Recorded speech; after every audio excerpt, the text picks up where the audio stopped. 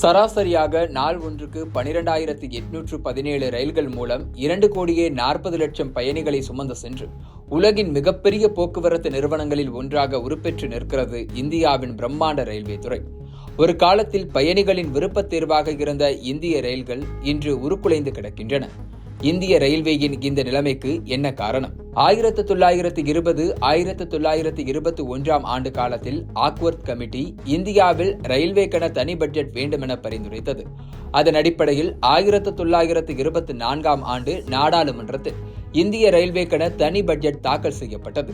Railway பட்ஜெட்டின் தொகை அன்று வழக்கமான பட்ஜெட்டில் இடம்பெற்றிருந்த நிர்வாகத்துறைகளுக்கு ஒதுக்கப்பட்ட நிதியின் கூட்டுத்தொகையை விட அதிகம். இப்படி 92 ஆண்டுகளாக பார்த்து வளர்க்கப்பட்ட இந்திய ரயில்வேக்கான தனி பட்ஜெட் இனி தேவையில்லை என மோடி அரசு தலைமையிலான நிதி ஆயோக் வெள்ளை அறிக்கை ஒன்றை தாக்கல் செய்தது. ரயில்வே பட்ஜெட் தொகை முன்பு போல் அல்லாமல் குறைந்து விட்டதால் தனி பட்ஜெட் தேவையில்லை என காரணம் கூறியது. வெள்ளை அறிக்கையை வைத்து ரயில்வேக்கு தனி கவனம் செலுத்த வேண்டிய பாஜக அரசு அதற்கு பதிலாக ரயில்வே பட்ஜெட்டை பொது பட்ஜெட்டோடு ஒன்றிணைக்க முடிவு செய்தது. இதனால் 2016 ஆண்டுக்கு பிறகு ரயில்வே துறைக்கு வழங்கப்பட்ட சிறப்பு கவனம் மறைந்தது. அதே 2016 ஆண்டில் ரயில் பயணிகளின் அச்சத்தை அதிகரிக்கும் விதமாக டைனமிக் பிரைசிங் எனும் முறையை அறிமுகம் செய்தது பாஜக அரசு. அதன்படி ரயில்களில் ஒவ்வொரு 10% இருக்கைகள் புக்கிங் செய்யப்பட்ட பிறகும் மீதமிருக்கும் இருக்கைகளின் விலை அதிகரிக்கும். இதனால் கடைசி நேரத்தில் புக்கிங் செய்பவர்கள் சாதாரண விலையை விட 50% வரை கூடுதல் கட்டணம் செலுத்த வேண்டிய நிலை ஏற்பட்டது. இது மட்டும் அல்லாமல் காத்திருப்போர் பட்டியலில் இருந்த பயணிகளின் டிக்கெட்டை ரத்து செய்ததில் மட்டும் கடந்த 4 ஆண்டுகளில் 1229 கோடி ரூபாய் வருவாய் ஈட்டியுள்ளது ரயில்வே.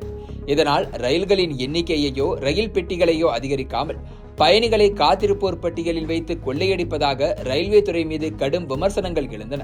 ரயில் டிக்கெட்டுகளின் ரீஃபண்ட் மற்றும் கேன்சலேஷன் பாலிசியும் பயணிகளை ரயில் பயணத்தை விட்டு தூரமாக்கியுள்ளது. 2015 ஆண்டு கொண்டுவரப்பட்ட புதிய திட்டத்தின்படி ரயில் புறப்பட 4 மணி நேரத்திற்கு முன்பு வரை மட்டுமே ரீஃபண்ட் அளிக்கப்படும். அதோடு டிக்கெட் கேன்சலேஷனுக்கான கட்டணமும் 2 மடங்காக அதிகரிக்கப்பட்டது. 2ஆம் வகுப்பு பெட்டி பயணம் 48 மணி நேரத்திற்கு முன்பாக கேன்சல் செய்யப்பட்டால் அதற்கான கட்டணம் 30 ரூபாயில் இருந்து 60 ரூபாயாக உயர்த்தப்பட்டது. அதேபோல 3ஆம் வகுப்பு ஏசி டிக்கெட்டுக்கான கேன்சல் கட்டணமும் 90 ரூபாயில் இருந்து 180 ரூபாயாக அதிகரிக்கப்பட்டது.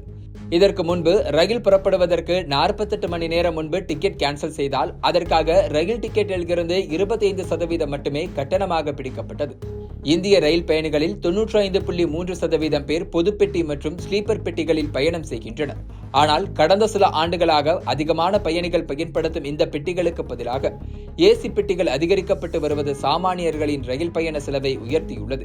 குறிப்பாக 2023 மட்டும் வடகிழக்கு ரயில்வேயில் செல்லும் 40 எக்ஸ்பிரஸ் ரயில்களில் 100 ஏசி பெட்டிகள் இணைக்கப்பட்டு செகண்ட் கிளாஸ் மற்றும் ஸ்லீப்பர் பெட்டிகள் நீக்கப்பட்டுள்ளன. இது மட்டுமல்லாமல் வந்தே பாரத், தேஜஸ் போன்ற விலை உயர்ந்த பிரீமியம் ரயில்களுக்கு பயணிகளை வரவைக்க எக்ஸ்பிரஸ் ரயில்களின் வேகம் குறைக்கப்படுவதாகவும் அவற்றின் சேவையும் பாதிக்கப்படுவதாக பயணிகள் குற்றம் சாட்டுகின்றனர். இதனால் ஏழை இந்தியர்கள் ரயில் பயணத்திற்கு செலவு செய்ய முடியாமல் மாற்று வழியை தேடும் நிலைக்கு தள்ளப்பட்டுள்ளனர். சாதாரண ரயிலில் பயணிக்கும் சிலரும் ஏசி கோச்சுகள் தொடங்கி கழிவறைகள் வரை தரையில் அமர்ந்து செல்லும் நிலை ஏற்பட்டுள்ளது. இந்தியாவின் மூத்த குடிமக்களில் ஆண்களுக்கு 40%, பெண்களுக்கு 50% கட்டண சலுகை வழங்குவதை வழமையாக கொண்டிருந்தது இந்திய ரயில்வே. ஆனால் 2020 கொரோனா ஊரடங்கு அமல்படுத்தப்பட்டதால் மார்ச் 20 முதல் மூத்த குடிமக்களுக்கான கட்டண சலுகையை மத்திய பாஜக அரசு நிறுத்தியது.